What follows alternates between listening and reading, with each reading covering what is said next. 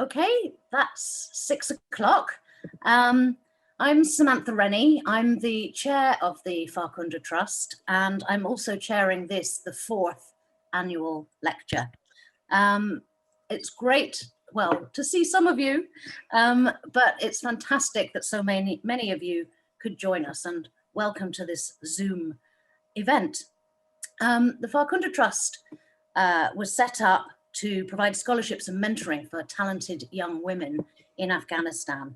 And in the 5 years that we've been in existence, we've gone from strength to strength. More than just education, our vision is much bigger. We want to create, we connect women, young women, at local, national and international levels to effectively create a global network and build a community of women leaders committed to improving the lives of all women and girls. I'm really delighted to welcome you. This is quite a hot topic that we've got at the moment, which we've got some excellent speakers to talk about the impact of the current peace talks on women's education. It's also our AGM, and you'll have received our annual report along with the agenda for the event. So we're looking forward to sharing some of the highlights of the year there. I should just give you a few little logistics for the evening. We're going to have to stick to very strict timing for the speakers. And so everyone except the speakers is automatically being put on mute as soon as you join. We will be taking questions, and I'll introduce the speakers before they speak. You can submit a question at any time by typing it into the chat box on your Zoom screen and addressing the chat to Q&A.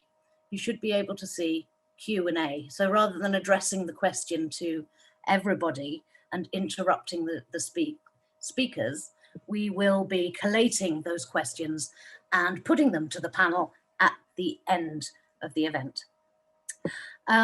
We also are recording this event. So if you don't want to appear as a little thumbnail on a screen, do please switch your video off now. However, we're also, as everybody is these days, connected to other social media. And we'd be really grateful if you could tweet about this event. The Farkunda Trust's Twitter handle is @FarkundaTrust. So do please let your networks know what you're up to this evening. So I'm going to launch straight in, and I think we've got a video. We're starting with a video of Nagina Saeed. به نام یاد خدا نگین سیدی هستم، محصل تحت حمایت فرخنده ترست در پوانتون دنیا در نتیجه آموزش برای انسان دوستی از فرخنده ترست که دوران کرونا از جیب خرچی خود به خانواده های قریب محل ما کمک میکردم. برایم خیلی لذت بخش بود و همینطور ادامه میدهم. تشکر. It's so great to see the scholars. And that's one great advantage of all the not having a physical event, but having this online event, is that people can join us from everywhere. So that's what we're here for, to give those young women a voice. I'm now going to introduce our first speaker, who's likely very well known to all of you. Rahela Siddiqui is the founder and executive director of the Farkunda Trust. She's a women's rights activist and a social development expert, a former senior advisor of the Independent Administrative Reform and Civil Service Commission of Afghanistan, where she developed and led various reform policies across the country, and such as civil service law reform and structural adjustment processes. And she's written and spoken extensively on the education of women in Afghanistan. And I'm sure most of you have come across Rahela. She's a marvelous, inspiring woman. And she's going to tell us, firstly, set the scene about the general status of women and peace in civil society, as well as, because it's our AGM, give you a brief overview of the Trust's achievements in 2019 to 20. So over to you, Rahela. Thank you, Samantha, and thank you to our great panelists and also to you all for your time and attendance. First, I would like to view on this peace process and the stand of civil society, and then move on to update on Farkhunda Trust achievement. Why peace is important for Afghanistan and for Afghan people.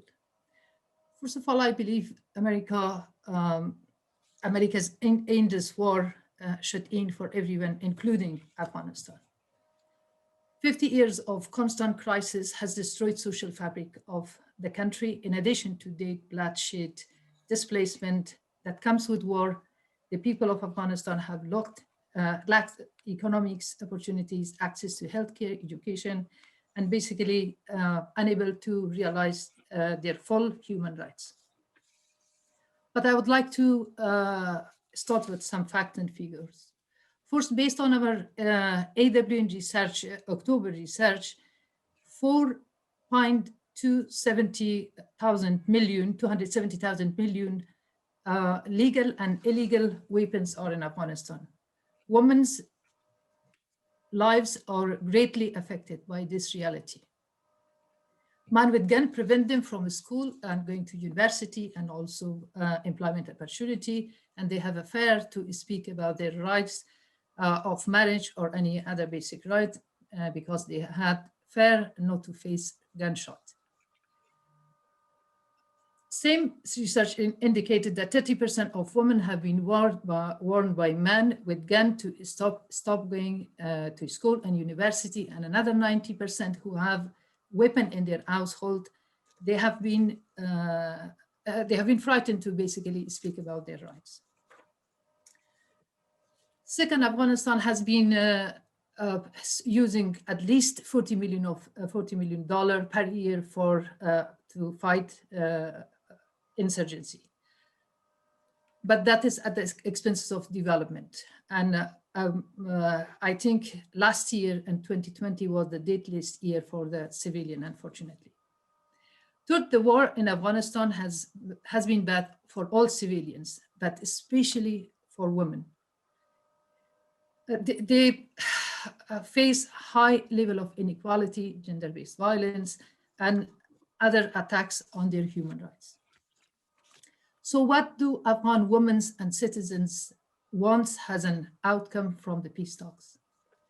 First, the peace process itself and any resulting agreement must be built upon a foundation of justice, inclusivity, and transparency if it is to be sustainable.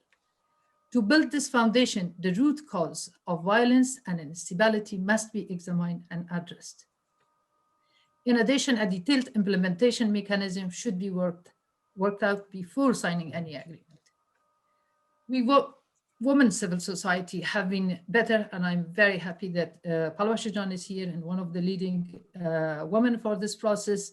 At least at the level of advocacy, we have released several letters from multiple angles and to different influential addresses. For example, to women leader, to world leader, to regional leaders, to Islamic leaders, to Secretary General of NATO, to UN Secretary General. And also we have been in different roundtable and interviews and organized meeting with regional civil and political activists, and also around the EU and US. Diaspora has been very, very active. And here are some of the key points we are collectively raising. First, Afghanistan constitution should be base for peace negotiation, as it is the voice of the people. People concerned should clearly translate in peace agreement with no ambiguity. 50% of the peace agreement in the world out of 103 or 104 has been failed, and only 13 of them which has been have women signatory were sustainable. The realization and institutionalization of the right of war victims of both sides should be addressed. We must view Afghanistan peace as an agreement for, by, and with the Afghan people. They should be fully engaged and approve it. but it also must address external dynamics, including the regional countries' interest and Afghanistan international allies such as UK, US, and EU. Second, women's political, social, and economic and educational rights, along with their rights to live free from all form of violence, must be conditioned for all international aid. Third, the reintegration of Taliban should be sought out carefully for sustainable peace building, such as formation of united government, disarmament, and security sector reform. Any new government formed should be based on Afghanistan constitution and practice of democracy. Afghan wants peace with dignity through strengthening democracy, employment opportunity for underprivileged citizens, women, youth, and minority in particular. Afghan citizens do not want rash political agreement that ultimately result in the collapse of the country. I think the UK has Afghanistan strong allies for development process can support Afghanistan for sustainable and positive peace building. But to get the peace process on track, the first thing that must happen is immediate and comprehensive ceasefire by all parties.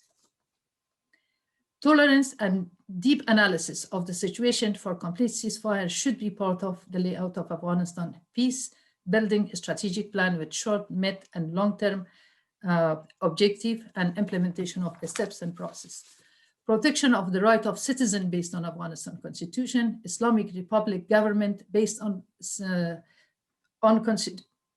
constitution is citizen demand. Development aid must be provided to support Afghans as they build peace and security. Aid investment to software support, such as education, in particular, man and women secondary and higher education, is critical, so that population is better organized to deal wisely with their problems. Investment on peace education and life skills training for mothers and daughters and community approach awareness raising, vocational training, literacy must be part of the peace building strategic plan. If need be, an independent UN and NATO mediator to facilitate the peace negotiation, but that is if it is needed.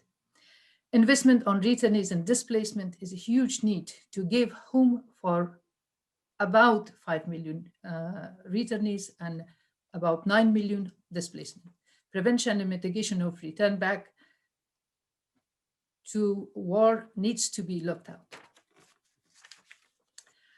And finally, Afghan diaspora around the world should be proactively engaged in peace building process, and host countries and United Nations could play proactive role for their engagement. So this was the first part, but I would like to give you now a short overview about the Farkhunda Trust. So Farkhunda Trust provides mentorship, scholarship and mentorship to highly disadvantaged girls and talented girls from the rural area of Afghanistan. As you can see here, we have 5 of our alumni students. In total, till present, we have provided 19 scholarships for girls from Kandahar, from Ghazni, from Ghor, from Wardak, and from Kapisa and from Kabul. Out of our 19 scholars, 5 of them have been graduated, 4 of them are in workforce, and 1 of them are enjoying with their baby at home at the moment. Next, please. Next. So they are our current scholars. 14 of our scholars are studying in year 3 and year 4. They're also engaged with community in return. You can see their work at the community level, providing awareness raising about the legal framework for women's, supporting education. Next slide, please. Next slide, please. Yeah, this is the same. So you can see that they are providing education to girls, and this is our scholars in Kandahar. She has been proactively contributing to peace process. Next, please. We also have a mentoring program. So distance learning mentoring is on quarterly basis, and we have also class mentoring. When I say about the mentoring on a quarterly basis, the distance learning, it is not limited to that one. Honestly, we have multiple ways of engaging our scholars through WhatsApp, through Viber, through a different channel, because we know that this is a digital time and they are at home. So, okay, and this one, no, go back, Zirmuljan. So we also have monthly program mentoring, and the monthly mentoring is done by our coordinator, Khadija, who is here in this room. And beside that, again, it is not only limited to monthly, but also if a scholars needs coaching, training, mentoring in different time, that will be provided by our mentors, national mentors, and also provincial mentors. Our provincial mentors support on weekly basis, and they are based at the university level. But again, it is not only weekly. If needed, they provide also training on mentoring and coaching on daily basis. Next, please. Part of our program is also an institutional building, and that is, if I can say, it is my feeling is that it all has to be on organic basis and step by step. So at the initial stage, when we signed a partnership with universities, we provide 6-month training to the staff, coordinators, and any administrative support. And then after that, it's all on a need basis, on yearly basis. Next, please. Diaspora engagement. We want the diaspora engagement, and their engagement is through different channels. For example, through annual conference, through our annual academic conference, for diaspora annual academic conference. As you can see, this is our academic annual conference of 2019, and also there are great youth that they are our ambassadors, and they are providing support, holding events, contributing as direct debit, mobilizing direct debit, monthly direct debit, sponsoring. So they play our great youth around the Europe, and also mostly in UK, provide a lot of support to Farkhunda Trust. And next, please. And there are two benefits of those previous slide that I spoke. Actually, engaging of the diaspora, the benefit is that we are trying to see if they can be mentor, and we are testing this year 2-3 options of mentoring of diaspora to our colleagues, to our scholars in Afghanistan. And other benefit is for themselves, that they are engaged in development. They will get engaged in development process. They have a lot of interest, but they want some channels to be engaged. This slide is actually our campaign of Raise a Pen. This campaign is actually in partnership with Make Mother Matters. We are providing all the grassroots support for our campaign on yearly basis, and they provide actually a lot of support on global level. So we are partner to this campaign, but the campaign is actually to advocate the right of the mothers and daughters' education in Afghanistan, which we all know that without education, their increase in leadership, in management, and in the whole Afghanistan development process will be difficult. So they need to get education. Next, please. Next, please. Yeah. No, the previous slide, Zermaja. Yeah, so fundraising, has Samantha highlighted actually for 4 years, we had $16,000, 16,000 pounds, or 17 or 18, not more than that. This 2019-20 was the first year that we were over 25,000. But the beauty is that with all this little money, because we had a lot of voluntary work, and most money goes to Afghanistan, apart from, you can see, 8%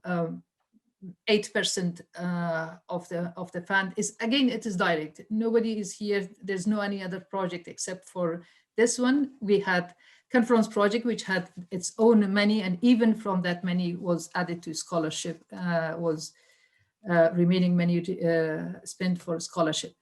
So this year we had last year we had over 25,000, but we have 19 scholars, and we are going to recruit another 16 scholars next year.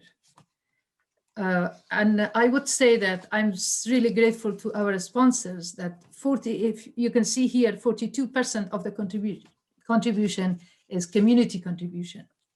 The rest is grant. And we have 10 of our scholar sponsorship is by individual and group of our community, which I'm greatly thankful to all of them. Next, please. Yeah, so how can you help? This is our desire, actually. You can be a volunteer mentor, which is my really hard desire to see that if our diaspora who knows Dari and Pashto and can be the mentor of our scholar, as right now 2 people are mentoring a group of 2 in Afghanistan, and they are greatly supporting. This is just recent months. Also, we have our great British friends who is starting to provide mentorship for them. But hopefully we will give the result next year to all of you. Also, you can be a sponsor. A sponsor as an individual or as a group. We have a great group of people that they are sponsoring, like 5 people or 10 people, one scholar per year, committed for 4 years, or 5 people, 1 scholar committed for 4 years. It can be 20 as well. So it's all up to the choice of the group of people that they set their direct debit and a sponsor and cover 1 scholar, and we provide confidential report if need be to at least to their lead group person. We also have £1 monthly campaign, and we said the least is £1, and if collectively our community actually contribute on a monthly basis, that is more beautiful, and that fund, and they can be the monitor of their money and see where their money goes and how it can be mobilized. I'm sure they will enjoy, and it will be great support, but also little. But this is the start. We have great people here in this room that they are contributing £5 monthly, £10 monthly, £3 monthly. So it depends on the choice of the people. Host a fundraising activity. I know there is our great ambassador, I forgot her name, Zabia Jan and Michelle Jan and Suman Jan, that they have had last year at the City University great event, and they raised £2,000. And our other ambassador, who is in United States now raised crowdfunding of over 4,000, or over 4,000 in year 2019. Become a corporate partner or leave a charitable biscuit. So this is, next please. Yeah, I would like to say thank you to all of you, to our great trustees, to our chair, to our ambassadors, more importantly, to all of you who have been greatly supporting with all your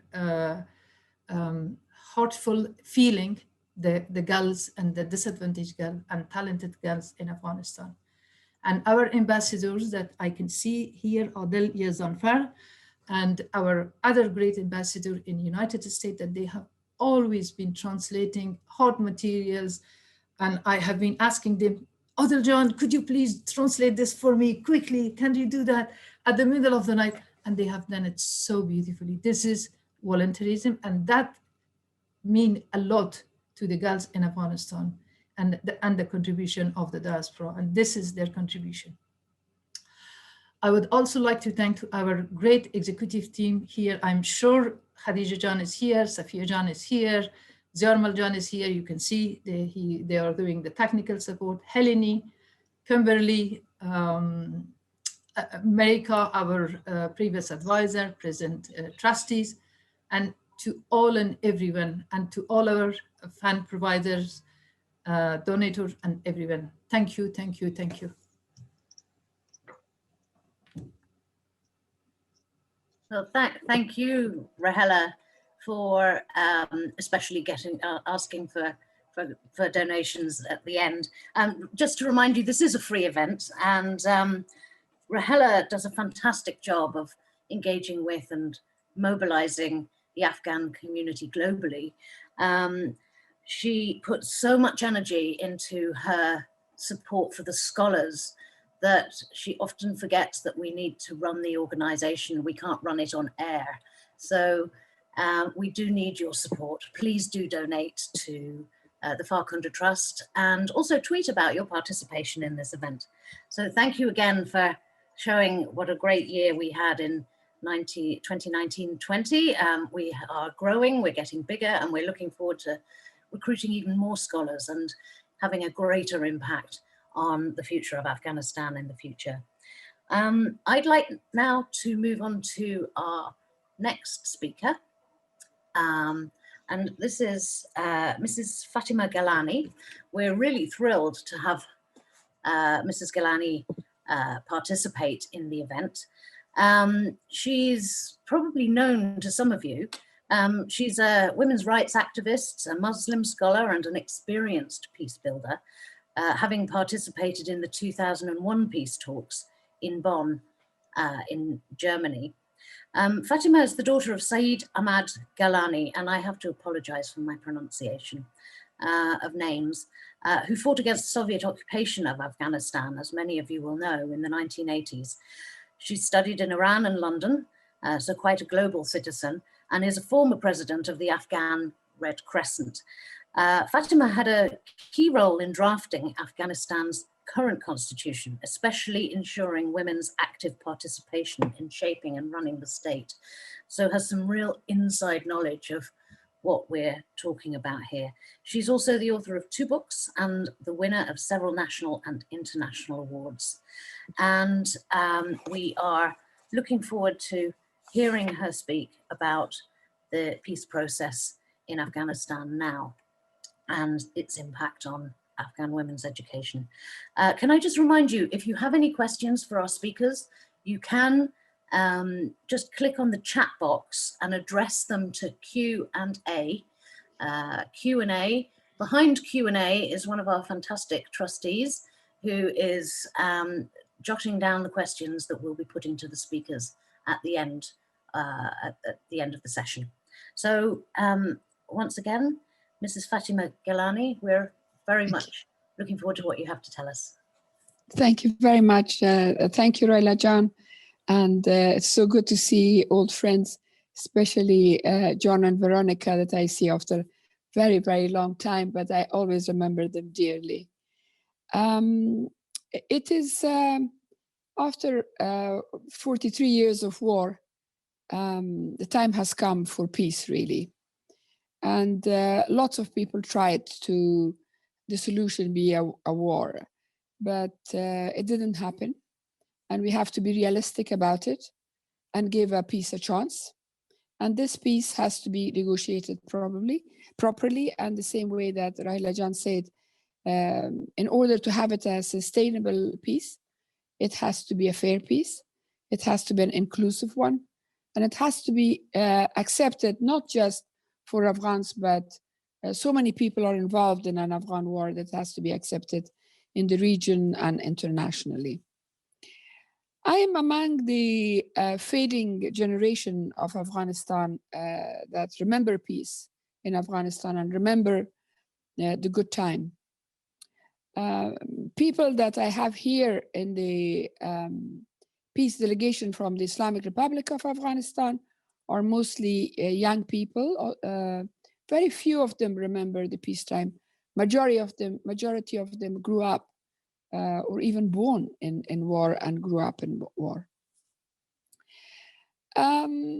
Afghanistan saw many kind of wars. Invasion of a superpower of the time, regional disagreements and rivalries, also a future countries that they would see themselves as a future superpowers. And I repeat again that this is an opportunity, and we have to use this opportunity, and we have to do our best to find a way and give a peace a chance. But this peace in Afghanistan, the same way that so many people are involved in the wars in Afghanistan, peace is also depends on many countries and many powers in the region. First of all, do the Taliban really want peace? Are they sincere about it? Do we have a united voice from our government? In government, we have two sides. We have the President Ghani and we have the High Peace Council, and we have lots of politicians involved in the High Peace Council. Do they have a, do they put just once in the 43 years, would they put Afghanistan before them and just forget for just one time about their own interest and their own games? Do the countries around us, our neighbors and the regional countries, are they interested in peace? Do they see themselves have that importance of pushing some group of people here and there, and they want peace at all? I'm scared that, as we say it in Afghanistan, in a muddy water, everyone will be busy catching a fish with a hand, and I hope this will not happen. But we always talk about politics, but we forget one more very dangerous element in Afghanistan, and this is narcotic business. The cultivation of narcotics, business, people who work in the field, it's a huge business. It is huge, huge business. Do they want peace? And is this the job of us, the 21 people, to sit in Doha and convince all those people? Absolutely not. This is the work of the government to talk to these countries, to find a way, and let us to concentrate to speak about the values that people of Afghanistan constantly has been asking us. I want to connect here peace and education. Thanks to Zoom, we have been in touch with hundreds and hundreds of men, women, especially women, and thanks to the Afghan Women Network, which has done a fantastic job. I don't have words to thank them, and all women in Afghanistan and civil society, that they have been doing fantastically in putting us in touch with women that even if the Zoom or any kind of that kind of system didn't exist, we wouldn't have been able to listen to them. But listening to them, we came to a conclusion that what difference does it make that when these young women, these young men are educated, they're so clear about what they want and so clear about what they don't want. I will quote you a young woman from northern Afghanistan, from quite a remote area, said that listen to me carefully. For me, peace is not just lack of war. For me, peace is a place that I can thrive, I could be educated, I could work, and I could be equal from the gender point of view, and I'll be equal from ethnic point of view, from linguistic point of view, from religious point of view. If you cannot achieve that peace, I prefer to take a chance while I go to the education, while I go for my work, that I take a chance of life and death. This was strong. And then educated men and women, they are aware of their constitution, even in the Western countries, because you people take for granted so many things, including peace, that you don't even bother to open a constitution and see exactly what is it there for young people, for women, for minorities and all that. So you can see that they put their finger exactly where matters. This article has to be to be saved. And the same thing goes with the civil society and active men, young men. I was born and brought up in Afghanistan that really, when I was growing up, for me, gender was not anything that I would give too much thought about it. I was 8 when I saw women ministers, when I saw women in the parliament, when I saw women be elected. Men and women got their right to elect or vote together. So for me, it was important to be educated. And when you're educated, you will be somebody. Today, it's not like that. And the fear of to be even worse than that has to be avoided. I mean, it really has to be avoided. Never in the history of Afghanistan, we always remember the 10 years of democracy, the time of peace and beauty. It was. I'm not saying it wasn't. I was so happy. I had such a beautiful youth that sometimes I want to take this chip out and put it on my computer and show that, look, this is the Afghanistan I grew up in. This is the Afghanistan that I remember. But it doesn't happen. I don't have this, and people have forgotten what peace is. But never in the history of Afghanistan we have, in number, in quantity, and quality, so many educated men and women we have. And this is thanks to organizations like yours that enabled these men and women, especially women, to be educated. There are so many things to talk about, but we have to safeguard our values. And I will stick to my promise that I will not speak too much, and I will leave the rest to the rest. Thank you very much. Oh, Mrs. Gilani, thank you so much for sharing some really thoughtful insights with us there, and especially for keeping to time precisely. It's shocking to think that you have to be over 50 to remember what peace is like in Afghanistan. That really does bring it home, which of course I can. Well, I mean, I should give you a very big secret that last week I turned 67.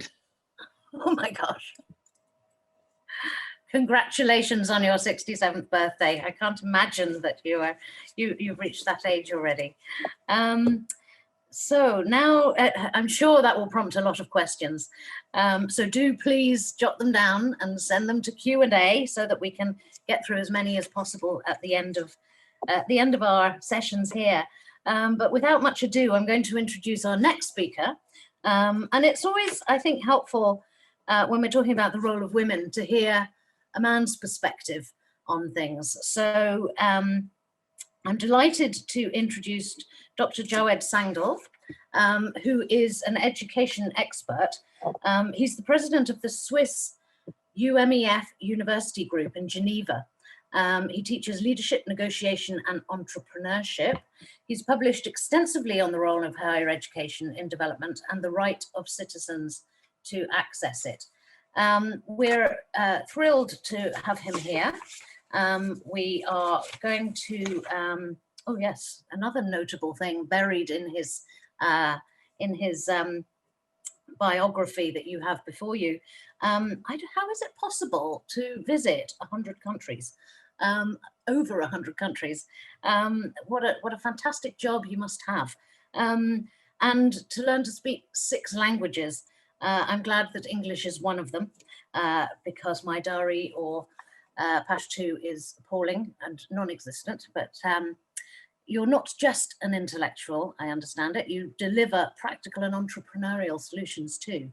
And as the founder of Dunya University, a founder of Dunya University in Afghanistan, you've developed television education modules to enable remote and affordable education. So qualified on all fronts to talk about the issue at hand, and particularly the role of men. So over to you, Dr. Sangal. Thank you very much.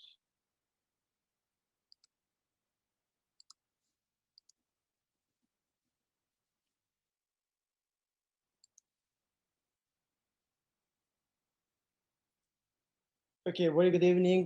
Greeting from Geneva. Thank you very much, dear sister, Mr. Siddiqui, for that great initiative about the peace, education, and women. Very important topic today, because our life is dependent on only one thing, it's education. For me, education is not only knowledge, it's our life, because we spend a big of our times on education. For me, it's very important, and especially for our country. Of course, as you know, the time is very short. I will be very brief. But if you have any questions regarding education, especially for Afghanistan education, I've tried my last book, which probably may be published in March 2021, which by the name of Education is the Father of Leadership. And maybe you can contact me and I will offer you for free this PDF version that you can maybe learn more about education globally, but specifically also about Afghanistan, also about other countries. My focus is about action research. What's the meaning of action research? This means we are not published the scientific article, scientific books like that, but more about the problem that we have in our country or maybe in the education sector. I'm trying to be concentrated only on the role of men, or maybe males, because the country or my country or globally in a lot of undeveloped country, the real education problem that we have for women is not the women that they have the problem. That means the problem started from male, that they are the real barrier for women education. But my approach is different. If we want to solve this problem, we don't need to teach women. We need to teach men or male that they must change their behavior for these important things. But I will start from some data. As you know, the Afghanistan population between 35 million and 40 million is estimated by the World Bank.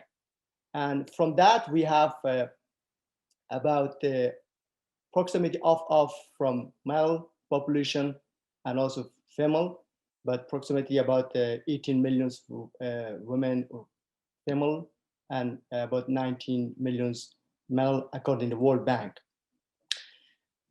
Today we have the current students in Afghanistan. We have two sectors, from private sector and public sector. In private sector, we have more than 186,000 students, but we have a big gap between female and male. If you just see the data, we have 73% of the male and 26% of female. This means there's a real problem with the policy, with the government policy. This means there's no real policy to solve this problem. It's started continue from many years. Of course, it's better than 2001, but it's still we have the problem. In the meantime, we have also from private institution also the same gap, a big gap. We have about 74% of the males and 25% approximately the females. That means again, there's a big gap, but still it's better than 2001. About the number of lecturers in public institutions, there's again problem. We have about 6,000 lecturers or professors.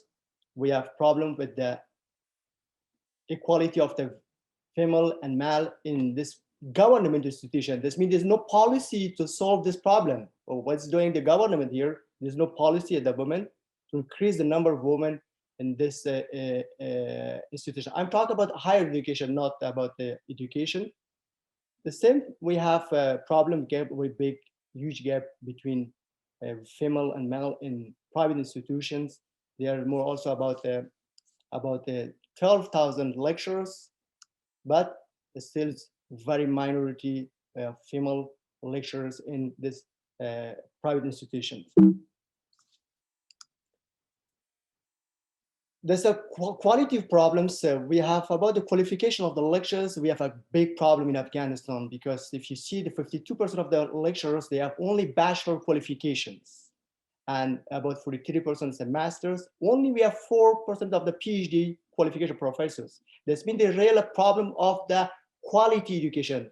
We can solve maybe the quantity, but this is the quality problem. That's mean we cannot offer the real knowledge to students to create the job or to get the more value for the country.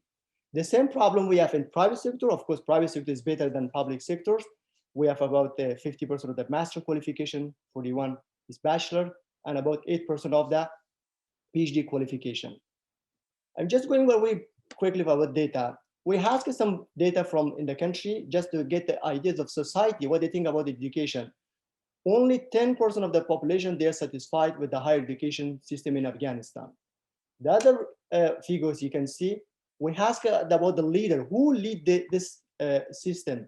Only 4.9% of the population, they are very satisfied, and 16% only good. The others, the huge gaps, 43% of people they mentioned is very poor. This means we have a real problem on our education sector in Afghanistan. About the challenge, we asked about the organization of the education in Afghanistan. They mentioned lack of global strategy. That means we don't have a global strategy for today, tomorrow, and the day after tomorrow. We are doing daily the thing. There's no a real strategic plan from the government. Experience in higher education, we don't have the people to solve this problem. System finance issues, support is not equal in all Afghanistan, the education access for all people, and also corruptions, lack of financials, analysis skills. And other point we ask about the situation education in Afghanistan, if there's no change. Of course, there's a lot of people, they mentioned the political and economic instability that we have today. According to me, in Afghanistan, we have a real leadership crisis. There's because of lack of education. And also they will continue war. And of course, there's immigration. Probably you see there's a lot of young generation that leave Afghanistan because there's no job, there's a corruption, there's a problem, they leave Afghanistan. And of course, there's other issues in Afghanistan. But the major problem is political and economic stabilities and young generation, they will leave Afghanistan.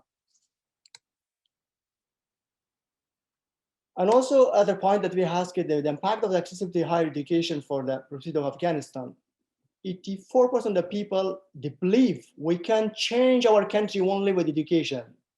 If there's no education, you cannot bring the peace, because the education, they get the knowledge of the peace. If there's no knowledge, we can go fight, we can start a war together, which is the case in Afghanistan. And also about the women, that we ask our education is accessible for all women in Afghanistan. 65% of the people, they mentioned no, it's not at all accessible for all Afghanistan, except some in big city in Afghanistan. There's a 6 major problem barrier. I'm doing very quick because the time is very short. The first problem is a security and social problem in Afghanistan. The second problem is about economic barriers, and the challenge that we have is very expensive in Afghanistan. There's no job, especially the education the people receive, they all trying to find a job. There's very minority people that they think about the creation of job. That's mean create job for others, because they receive very little knowledge in the public or private institutions. Because according to me, the big objective of education is to action, to do something for yourself, for your family, for others. But the problem of the quality, there's a problem of barrier of economic, because all people, they're looking for a job. Culture barriers. I'm not talking about the Afghan culture.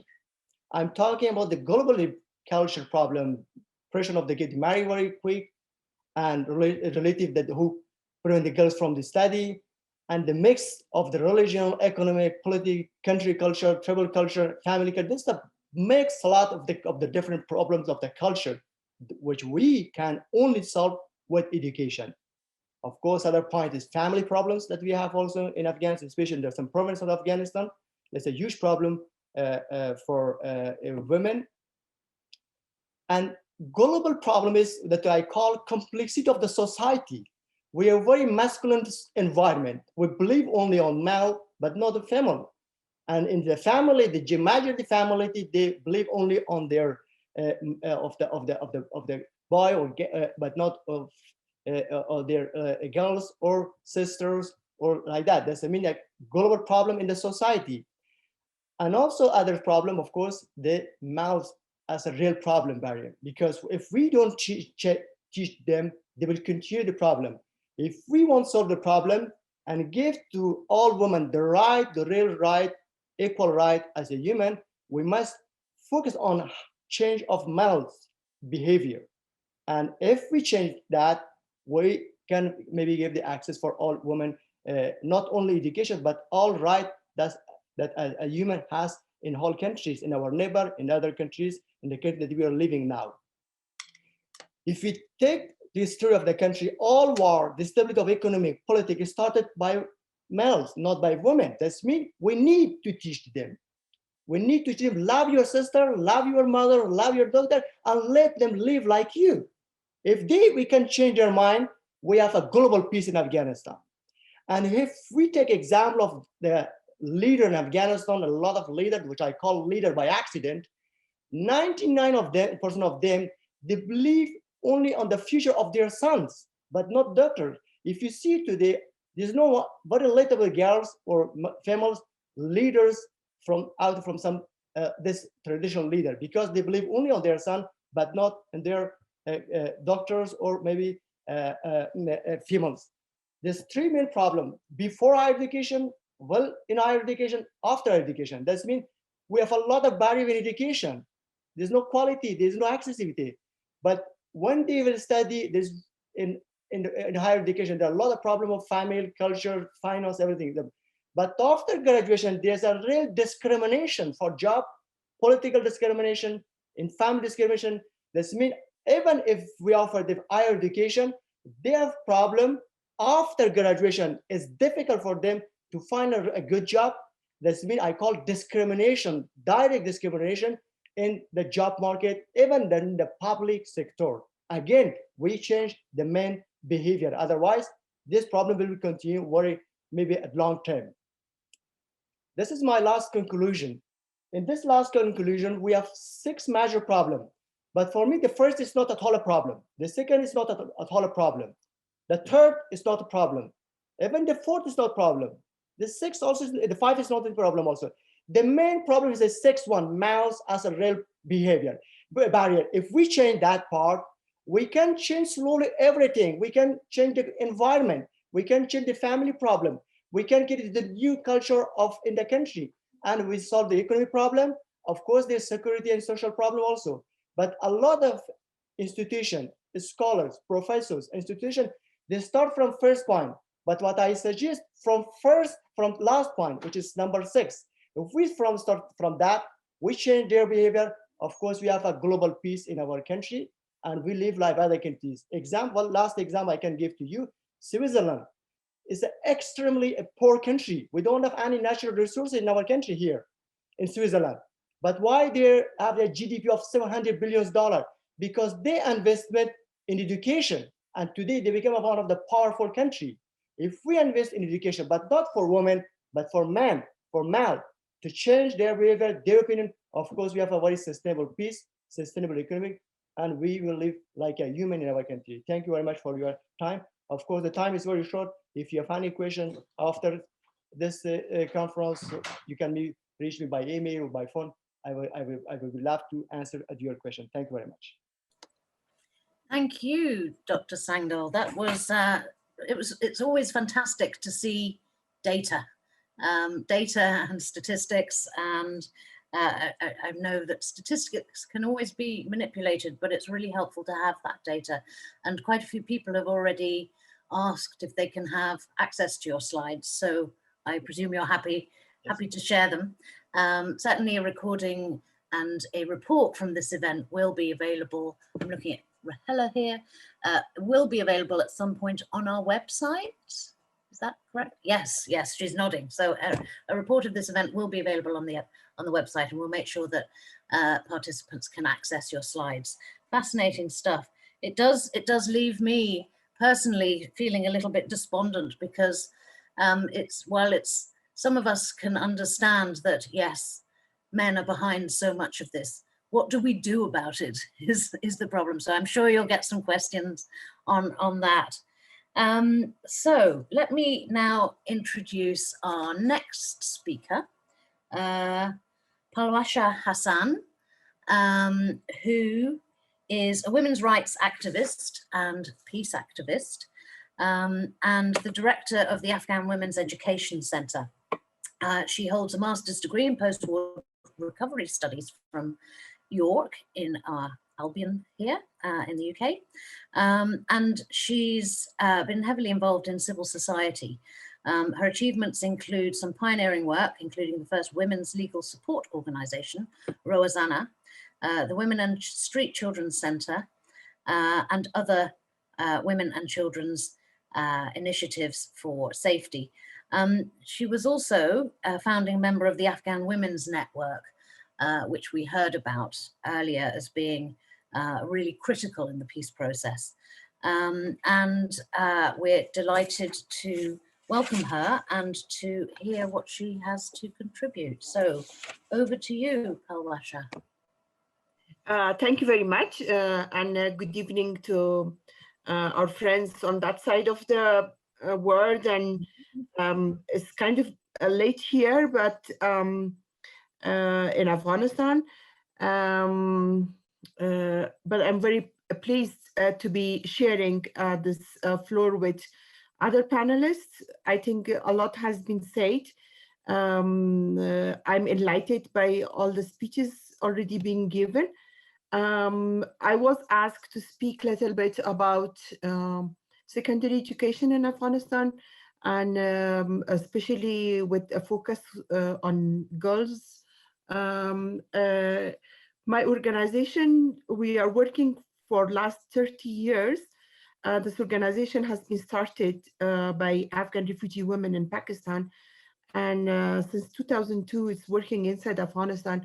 And one of the main focus has been education, with special focus on girls' education. So from that aspect, my talking will be not very academia-based or statistics-based, more like on what has been our ground experience. But as generally we know that research has shown that investing in girls' education, in fact, transform communities.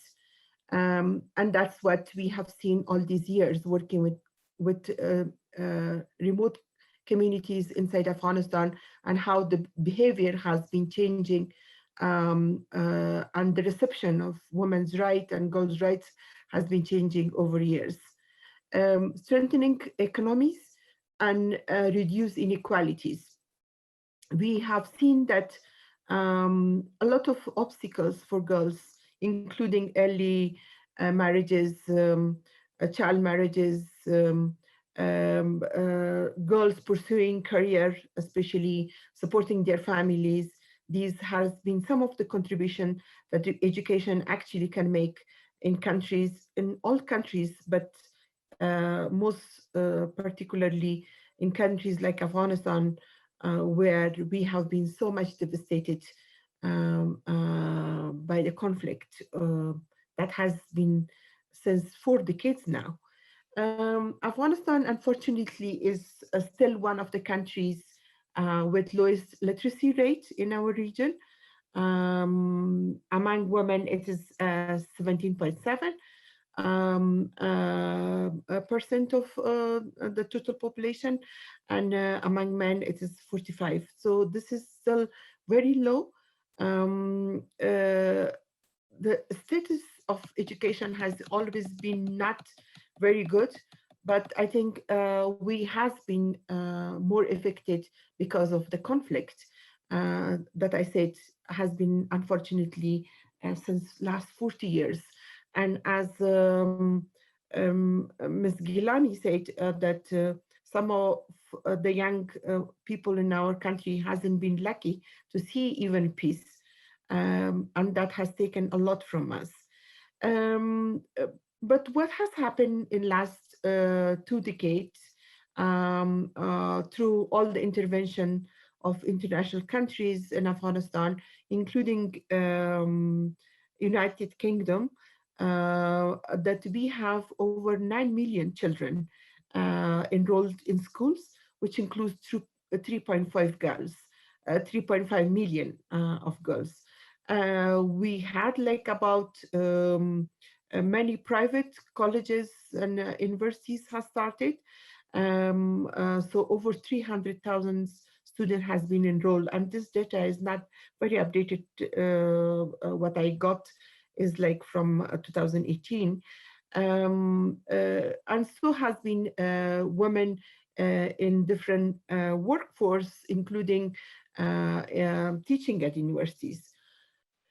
So although we have been lagging still so much behind, especially when it comes to secondary education, and for several reasons that the professors was previously talking about, the dropout especially increases when Afghan girls reaches secondary level of education. At current time, we have 3.7 million children are still out of school. And unfortunately, 60% of these children are girls. And as I said, many of those girls who have been in school also, we have enormous dropouts when it reaches a higher level of education. Some of the factors have already been mentioned, but I think we have barriers, plus we have issues which is affecting girls not being able to have access to education in countries such as Afghanistan, from where I'm speaking to you today.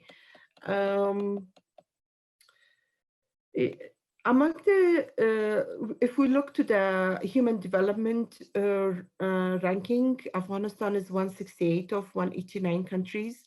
So I think it has been already damaging a lot in our development status, the way the education has been limited. 11.4% of female population over 25 in Afghanistan reaches a secondary level of education. Again, this is like very small number of girls who can reach to that level. We are suffering from issues such as early marriages among girls, which is like 1/3 of the girls reaches are marrying before they reach 18 years of age. The barriers and issue that are preventing many young people from accessing schooling and education, there are several factors and issues, as we said, and earlier the professors also put light on it, include conflict and instability in the first place. In last 20 years, unfortunately, especially since the peace process has started, the violence has been escalated so huge that it has been affecting all the normal life in Afghanistan, but so is the schools, and have a greater impact on the teachers, and that is a big issue, which is besides COVID, which is an international or global challenge to everybody. But I think Afghanistan is facing double COVID, and one of that COVID is the conflict or the barrier which is created by Taliban. The economic barriers, of course, is also huge. The economy of country is a very transitional economy, depending on international aid, unfortunately, or things that was earlier mentioned by other speakers, that if we have economy that is a war economy, for many people probably doesn't want peace because they are getting a lot from the conflict itself. Accessibility and geographic diversity, many people who knows Afghanistan,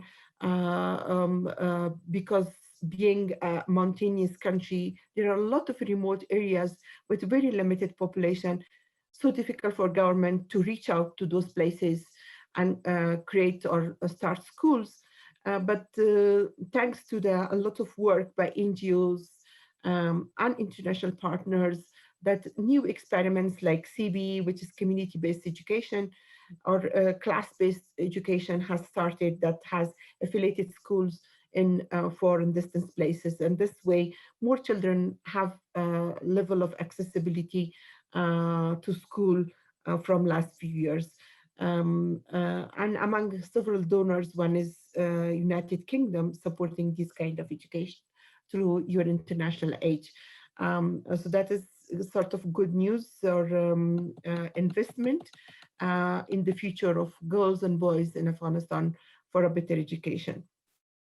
Of course, we have several other issues like insufficient or poor infrastructure.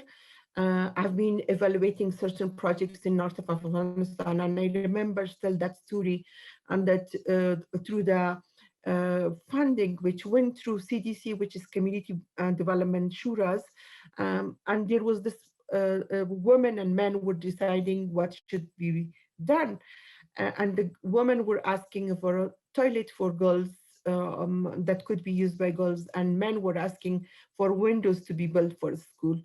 And at the end, the men decision has prevailed, and they built that school with windows and glasses, and that made stop girls for another 4 years. So we have to be aware of the social cultural norms in the country.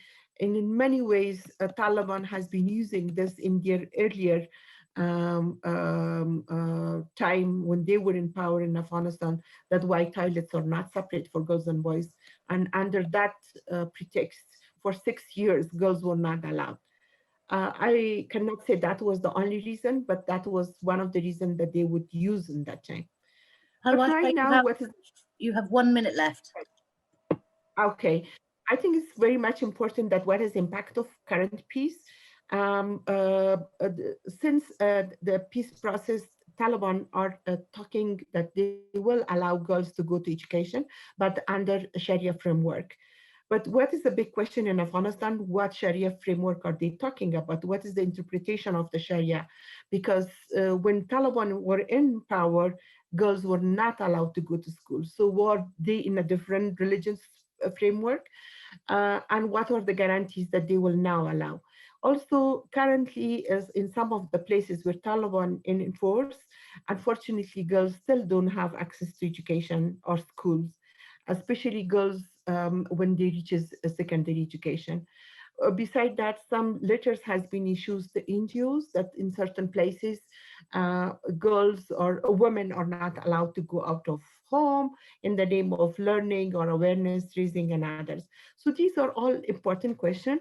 Besides some of the interaction that women groups had with Taliban, that they said that they will not allow co-education in Afghanistan. And by default, all the co-education, the higher education in Afghanistan is co-education. That will mean that girls or women education for higher education is a big question right now. So all eyes towards Doha, and we hope things could be made in a way that girls and women education should not be compromised in the peace process. Thank you very much, and I stop here. Thank you very much, Palwasha. It's such a broad, there are so many barriers and challenges facing women in Afghanistan. It's very hard to make a succinct summary of them. So I do appreciate the difficulty, and thank you for giving us overview of them. That certainly does raise a lot of questions. I can't help thinking, and I know that I'm slightly biased in this, that the answer to a lot of these questions is just more Farkhunda trust. But that's something that we're working towards. I'm sure there'll be some questions for you at the end, and thank you very much. I do hope you'll stay with us.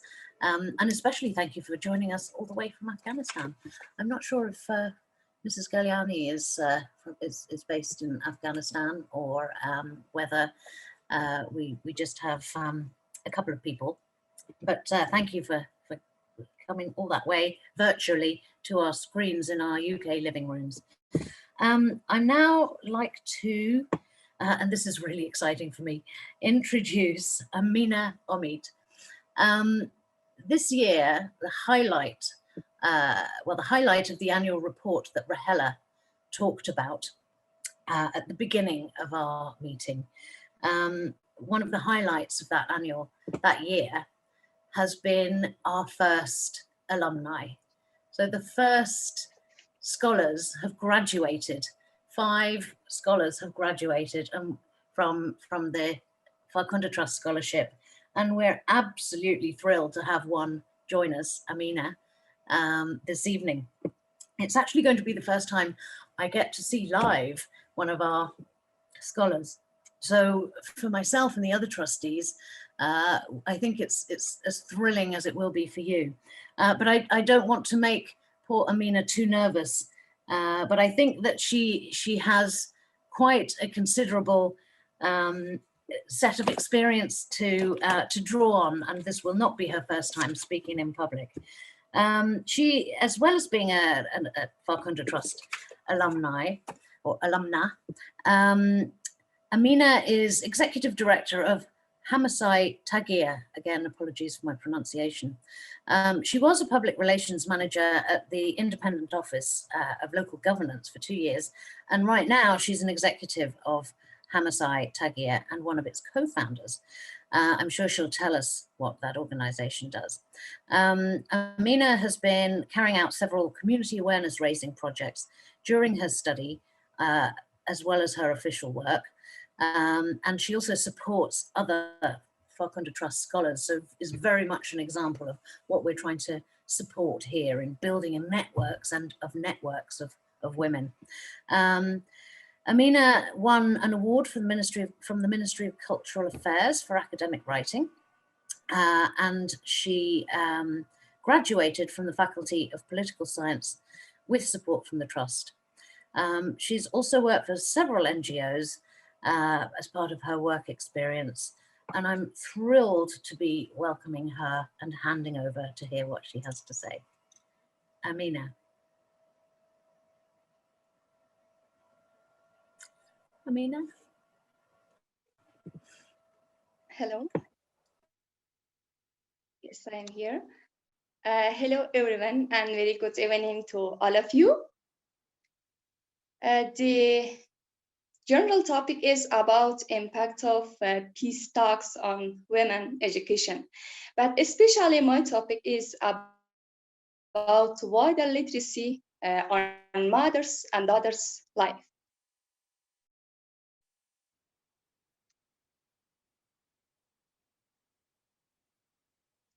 According to UNESCO, literacy is that creates community using printed and written materials associated with varying context. But why the mother's literacy is essential and vital for daughters' life? According to our research, because of 4 perspectives and 4 reasons, it's essential and vital. First one, literate mothers are their children's supporters, especially to their daughters. Second, literate mothers are mentors for their 3 literate and working mothers, and based on their daughters' education than their fathers. 4, literate mothers reduce the girls' victimization at home against being given us back, giving a girls for someone else fault or crime or date or early marriage that are experiencing in some provinces and prevent the laws of the right to girls' education.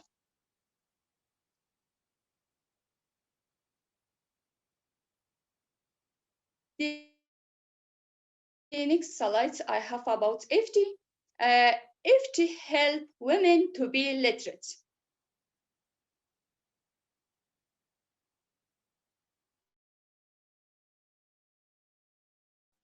Therefore, the Farkhunda Trust Fund is very mothers so that their role and presence in society became highlighted. Besides the education, life skill is one of the most practical subjects in mothers' literacy. With educating and supporting the mothers and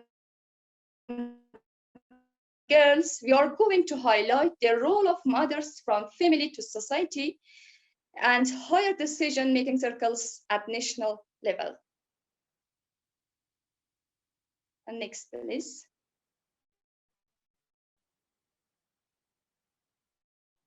What is the effect of peace talks on the education, especially women education? There is reason to accept that the peace result to the women participation in society and or ignore their achievements. According to what the Afghanistan Wider Literacy Department has shared as wider literacy statistics, the growth of literacy in adult education. First phase. From 2001 to 2010, the growth of wider literacy changes from 12% to 30%. Of 600,000 athletes, recipients, 60% were women and girls. Second phase. Literacy statistics based on 10 million illiterate in the country indicate that the percentage of women's literacy has changed from 2.28% in 1390 to 19.64% in 1398. We, the Afghan women and youth, want peace to that the women of Afghanistan can continue their education, jobs, and activities in the shadow of security and peace, and progress and improve in their lives day. And seen a short video. Actually, I have been mentored by my mentor, Ms. Rahela and another mentor from FG, Ms. Khadija Yawari, and I'm still learning. And also, I'm mentor of current student, and here is their few second video comments. Thank you.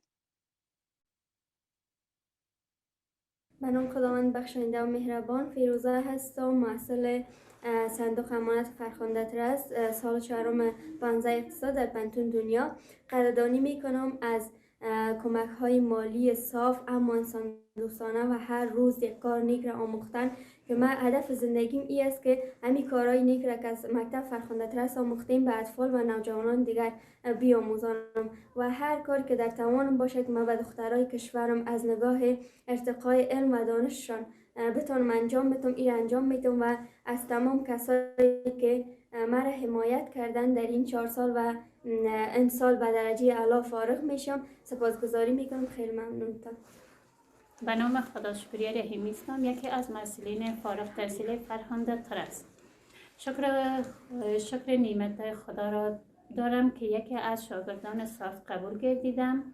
1 سال قبل که به درجه نه تنها که به درجه عالی فارغ شدم بلکه خود را ساختم، نه تنها خود را بلکه خانواده و دیگران را کمک کنم. معلوم در مکتب دولتی هستم که از مزایای قوانین دختران و زنان را آگاه بسازم و همچنان در کورس های شخصی ریاضی درس می دهم که رسم انسان دوستی، کار با صداقت و با تعهد و با نتیجه که از مکتب فرخنده ترست آموختم برای دیگران بیاموزانم و در آخر از صندوق امانت فرخنده ترست یک جهان سپاسگزارم.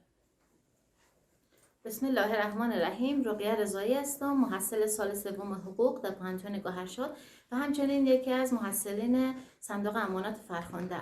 چیزایی که از مدیران فرخنده ترست یاد گرفتم این بود که چطور میتونم یک رهبر متعهد، صادق و امانتدار باشم و اینکه چطور میتونم یک کار نتیجه محور داشته باشم.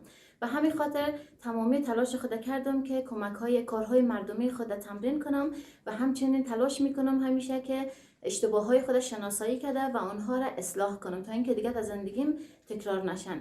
و در آخر تشکری میکنم از تمامی حمایت کنندگان فرخنده ترست. تشکر. Amina, I presume you are now finished. And I'd like to thank you so much for that presentation.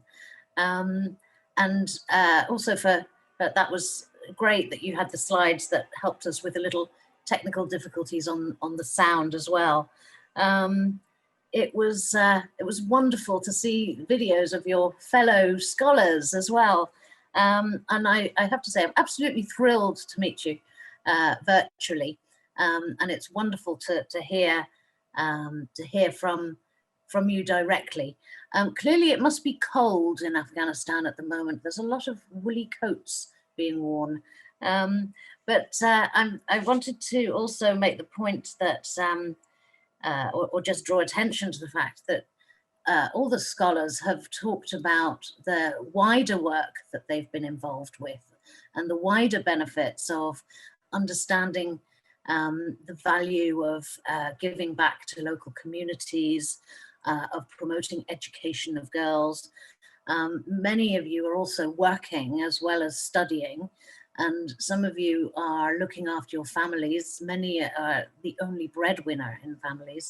And it's great to see that you're in contact with the other scholars and that you give each other support. So I'm hoping that for our audience that illustrates how much more the Farkhunda Trust provides than just school fees. There's so much more to supporting you to lead to become a leader of the future, and to we hope that wraparound support that the trust can provide will help you to go on and lead, become a leader in your community. So thank you so much for that presentation. I hope you stay for the questions. I think, are we going to see another video? بسم الله الرحمن الرحیم. طلب العلم فریضة علی کل مسلمین. په اسلام کې په صریح الفاظ راغلي چې د علم زده کړه پر هر ښځه او نر باندې فرض دی. دلته ښځې د علمي مرکزونو څخه منع شوي نه دي بلکې راغوښتل شوي دي. د افغانستان اساسي قانون چې د اسلامي ارشاداتو په رڼا کې جوړ دی د ښځو او نر حقوق یې مساوي بللي.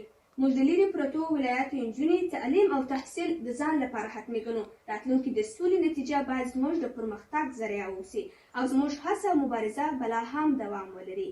زموږ د هېواد راتلونکي رهبران زیاتره باید ښځینه واوسي ځکه دوی په جنګ کې ګډون نه دي درلودلي.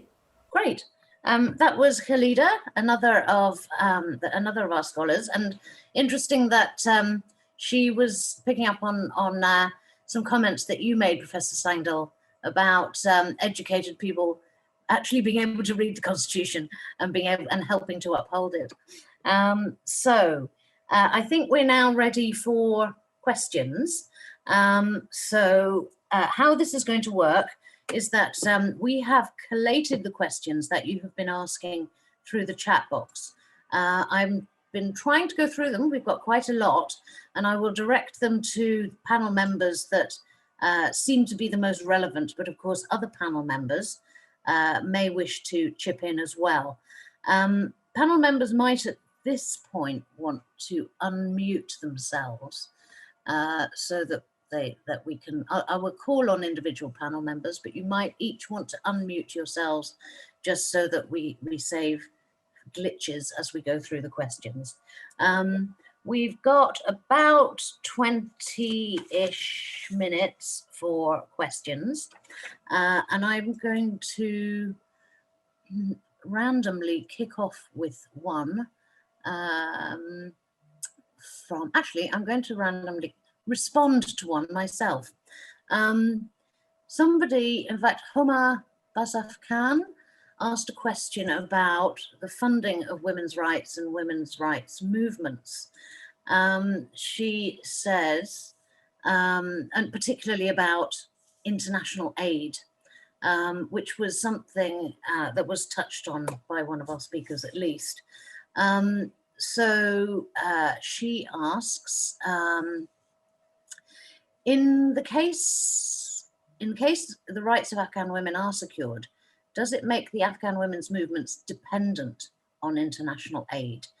And how would you see the role of international aid on women's rights movements in Afghanistan, particularly in the case of female participants in peace talks? That's a question that could be open to several of our panel members. I'm just going to throw my pennyworth in by being, I'm currently an ambassador and was previously the chief executive of a women's fund, ROSA, the UK Fund for Women and Girls. And there is a growing movement of indigenous women's funds that try to galvanize female philanthropy to support women's rights across the globe. And that is really to try and counteract the external influence from international movements or international funding. However, not all funders are like that. Perhaps I could throw that question out first to Amina. What do you think of international funding for women's rights movements? Amina? Okay, maybe Amina's not unmuted. She doesn't look like she's unmuted yet. So while we wait for Amina to unmute herself, maybe... Can I respond to that? Please do, briefly, please. Let's try and keep the responses brief. I would say that movement cannot be created by funding. Movement is the interest, the vision, and the passion that a group of people have shared between themselves. And I would say Afghan Women Network is that sort of movement that has been started like 25 years back. And for several years, at least 5 years that I've been in the coordination, we never raised funding, except our activities. For individual activities we had, and it was all run by volunteers. Right now we have a small secretariat in Kabul and provinces, and those are paid staff. Some of the people like director and others that you're hearing, they're the only paid staff of the organization. All of us working with AWN, we're all working as the volunteers. So the movement itself cannot be affected by international aid, but women participation in peace process definitely can depend sometime on funding. For instance, you cannot limit women participation to the peace negotiation table. Even there, traveling and political visas and everything, accommodation, that will require. But obviously Taliban and others are very well paid and living a luxurious life. And I think women also deserve to have at least that possibility to sit there and be part of the discussion. But we also need women in several other levels to be involved in the peace process. And that should also include what happens after the peace deal is struck between Taliban and Afghan side of the government. We have to have a proper plan to enroll this peace from Kabul to the provinces, and it all needs a development aid because Afghanistan is still aid dependent. And I think here the international community has leverage to use this funding in support of participation of Afghan women.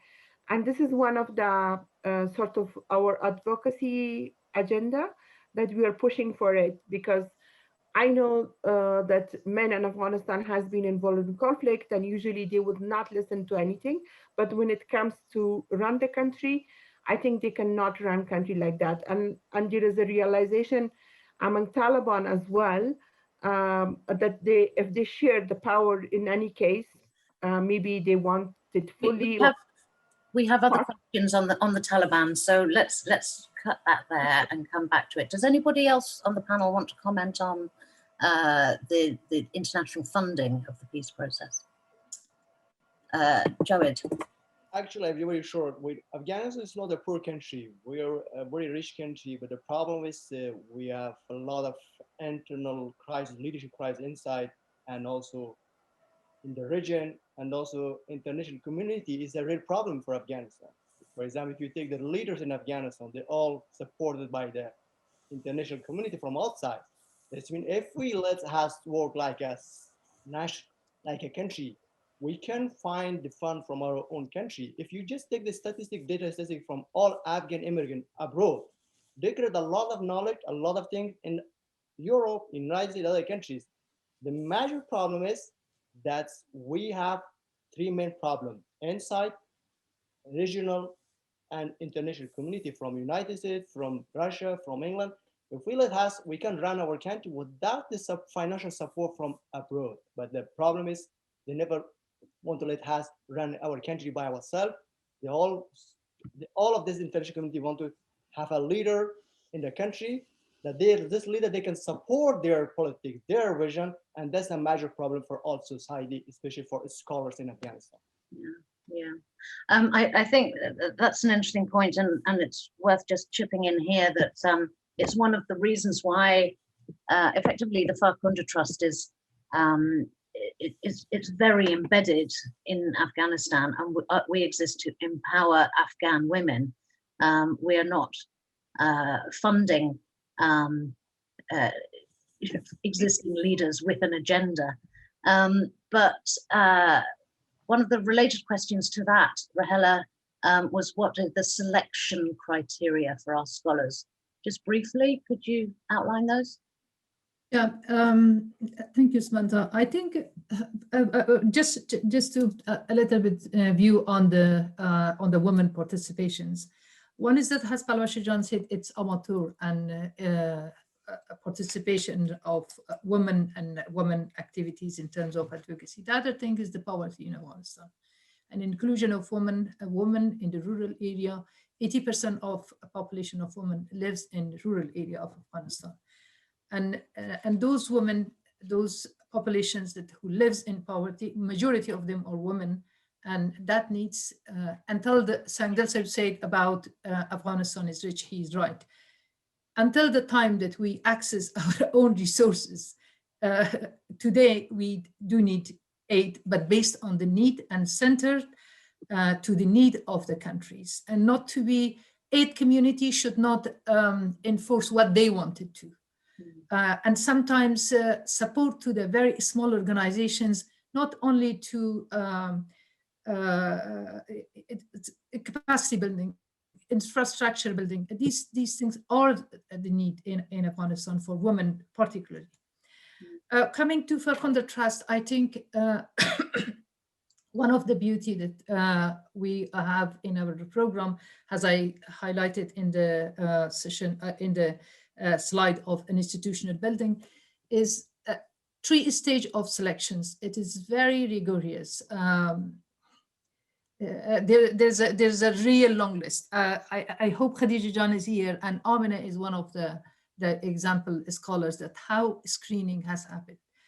This has actually helped the organization in terms of an institutional building, that how double and triple and multiple cross-check can give insurance that the real needy scholars and deserved scholars, deserved candidate can come on board, that based on the policy that in return she contributed. People with commitment, student or candidate with commitment, and with lacking poverty and living in poverty, and also commitment to contribute it back to the society. So this has been totally cross-checked, and also even their home visit has happened. So we have 3 stages. Stage 1 is long list that say out of 90 scholars, they can see which one of them really meet the criteria of Farkhunda Trust, and through their CVs. And after that, they have to do interview verbally to see through cross-check that if they are really whatever is said in CVs, in their applications, it is that they are how can I say, saying it, and the panel of 5 people, lecturers, an independent member from civil society, an independent lecturer from other university, can sit in the second stage to see from the long list that who are the other small number that really deserve this scholar. Then they go to writing essays to test their talent and their plan for the future, and as well as their marks and their documents that they gave a showcase that they have been talent scholars, students of the at the 3 years of this school. And lastly, again, there's another cross-check by the trustees that they see that if the universities are have been doing the selection process based on the policy and the criteria. That was it. Okay, thank you very much, Rahela. Moving back now to the peace talks themselves. This is a question for Mrs. Galani. It's a bit of an elephant in the room question, but several participants have asked for your impressions of the Taliban's view on accepting the role of women and younger people, given that there have been controversial news and mentions and rumors about this. It would be very helpful to have your perspective on the Taliban's view. And linked to that, Mrs. Galani, is what key mechanisms and principles to ensure the protection of women's rights do you see that the Afghan constitution should aim to preserve? So what key mechanisms and principles to ensure the protection of women's rights in case the Afghan constitution is going to be amended? So that's the Taliban and the constitution. Thank you very much. This is really the core of big question mark for women. If anyone thinks that Taliban have changed dramatically, this is an illusion. And if we waste time to analyze the Taliban, we don't have that much time.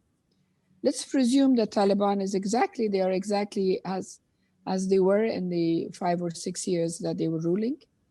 And then we are dealing with these people.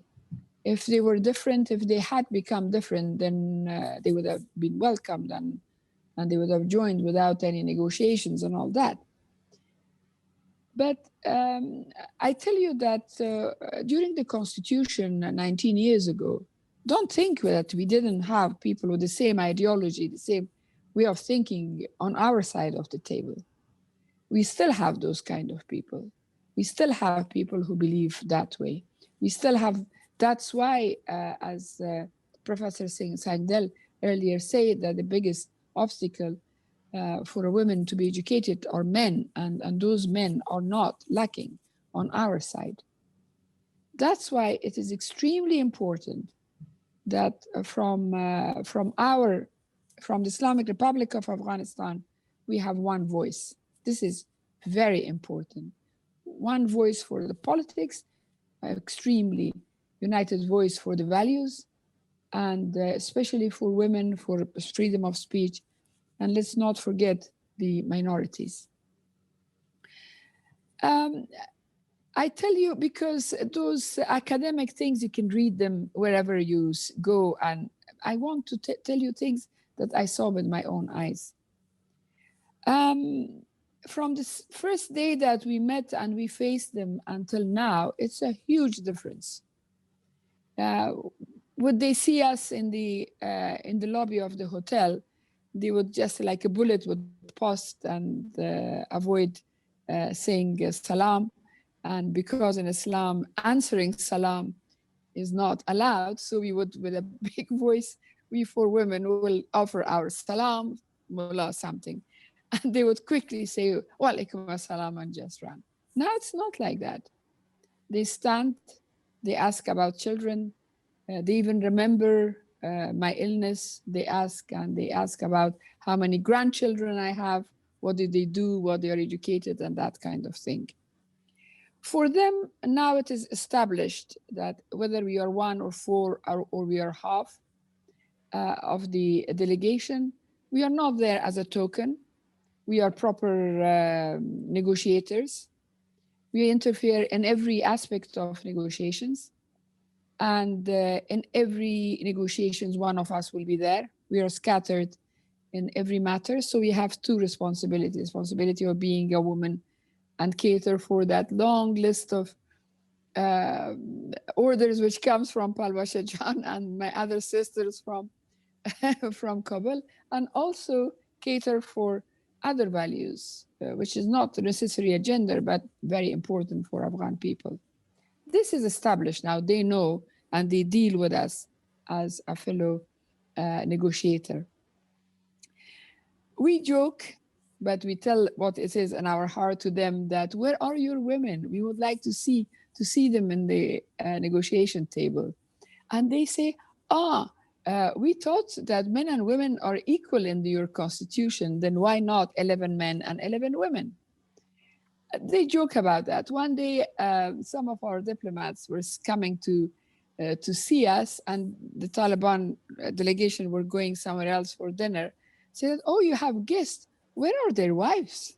I mean, that kind of jokes they would make, which are valued jokes, because quite frankly, in Afghanistan, look how many politicians, women do we see?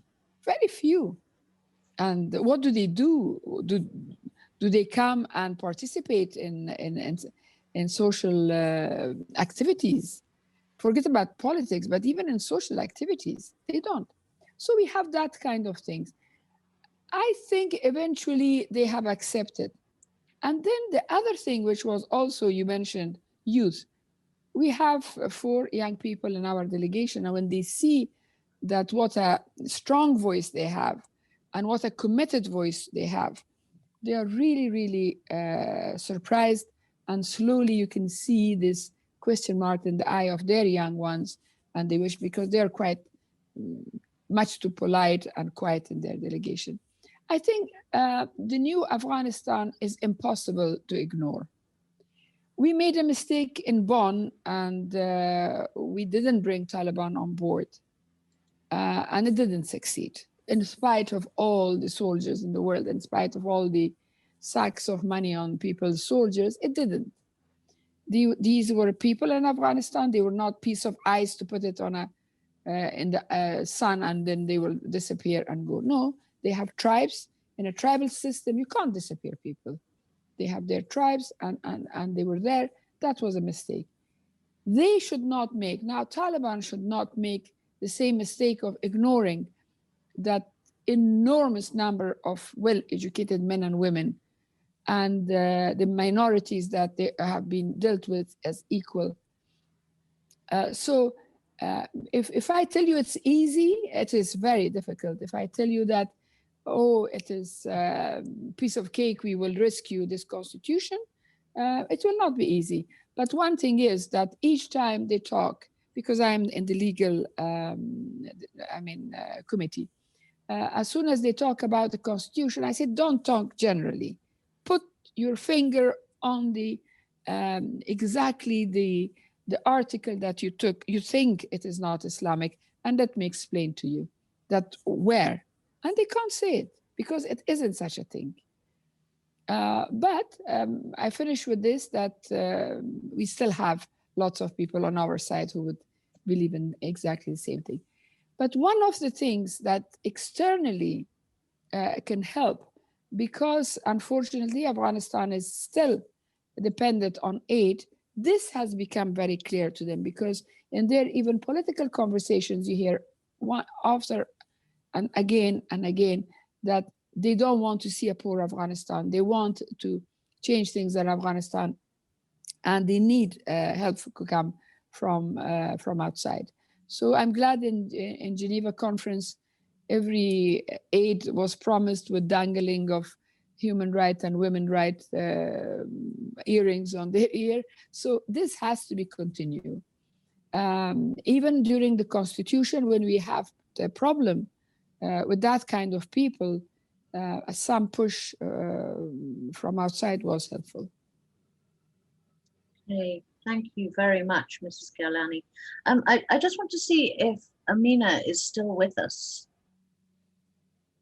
Amina, are you still with us? Can you unmute your Zoom connection? I think in Afghanistan it's too late at Yeah. night. It's Okay, over I'm 11. sorry.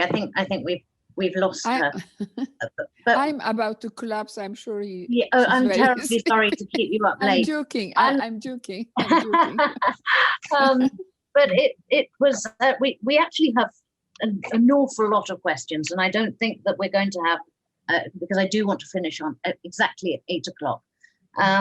So we're not going to have a lot of time to go through all the questions, and I'm very sorry to all the audience members who asked those questions.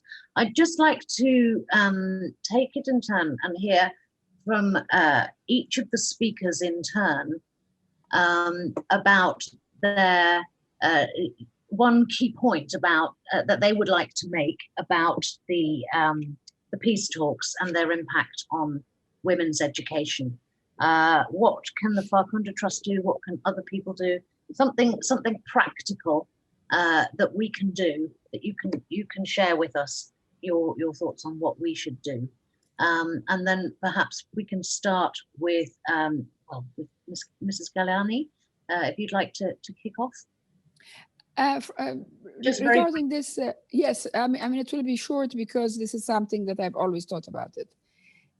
Education from a trust like Farkhunda or other organizations that they promote education and peace, it's like a two-way street. It's not a one-way street.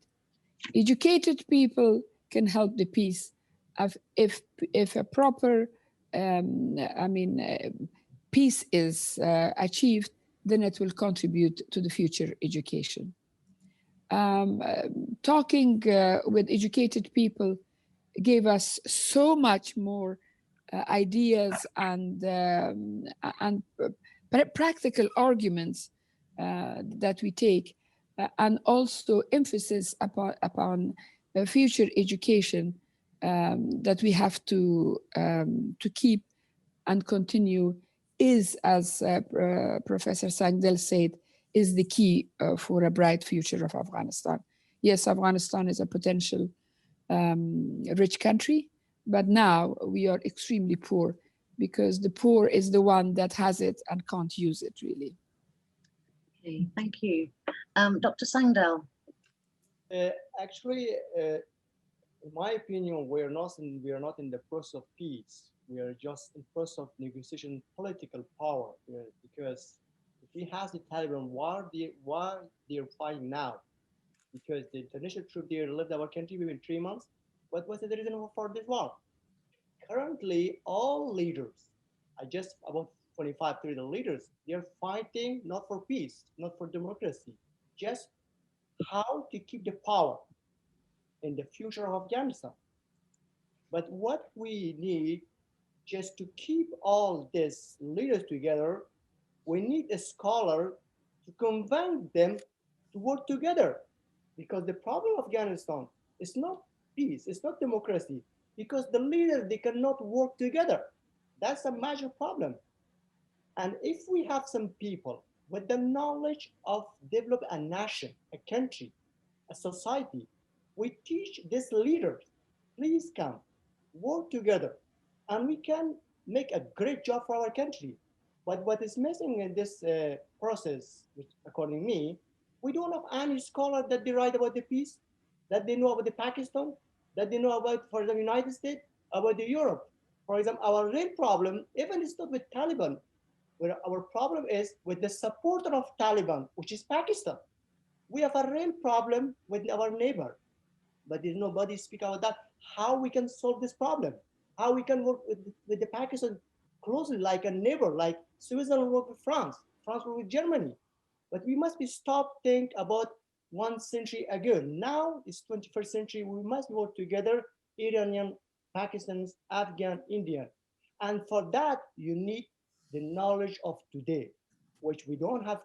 And this leader, they don't have this knowledge to bring all society, all leaders together and one vision for Afghanistan. We have a big problem, which I call a vision provider. We don't have a vision for our country. Just for last word, I sent a letter to President Ghani, and I told him I developed a new software that can allow to all Afghanistan to study by distance without internet and without electricity. Still now, I didn't receive any answer. Now this idea that I developed for my own country, I'm trying to implement in African country for free. That means this leader, they don't want to develop education sector in Afghanistan because they know if the people is educated, they will never select them. That means we will have the real leader, maybe a young man like President of France, they will come and lead the country. Last point, we need to educate these people, 25 people. If we can educate them, we have a peace in Afghanistan without any issues. That's my opinion, because I visited more than 128 countries in different countries. If you have the great leader, you have the great country. If you don't have great leader, you don't have a great country. Like this country is a poor country, Switzerland. But why they can reach? Because they have great leader and they have great society. We in Afghanistan, we have great society, but we lost leader that they cannot create the value for today, tomorrow, and the day after tomorrow. And that's a real problem. For that, I'm in Switzerland, a lot of other diaspora and other countries. If we have peace in Afghanistan, I've left tomorrow this country to go back to my country. But the real problem is leaders. Leaders and a vision, creating a vision. If you don't have leaders, you don't have vision. Well, maybe the vision needs to come from the bottom up. Can I just offer Pawasha Hassan a last comment on that, the key question for the lecture? Pawasha, are you still there? Yes, I'm here. Sorry, because of my net, I missed the question itself. Can you please... Just a final word on the peace process, the impact of the peace process on the education of women. A final message in terms of practical, and if you have something practical to ask of the audience here. I think majority of the audience are from United Kingdom, and United Kingdom has been one of the great partner in last 20 years for the government of Afghanistan. And I think together we have achieved a great ground on the education. And it's important that any peace that, any agreement that we reach, we have to have spelled out a right of women and girls for education. And it cannot be just in a vague term, like within Sharia framework. What exactly Taliban mean by that? We want education on all levels for girls and women. Women in last few years, like myself, we had the chance even to come to United Kingdom, to go to a UK university and study along with students from other countries. And I think the generation which is following me, I want the same right for them, that they should have not right only to study in Afghanistan, but to have the right to travel, to learn, to earn education and return back to Afghanistan and help building our country. I think we cannot build our country with Pakistani engineers and Indian doctors. We have to have those people in our own country. And that's only possible if our people be given that chance. And when I'm talking about people, I mean women and men, girls and boys. Thank you. Thank you, Pawasha. Rahela, a last comment.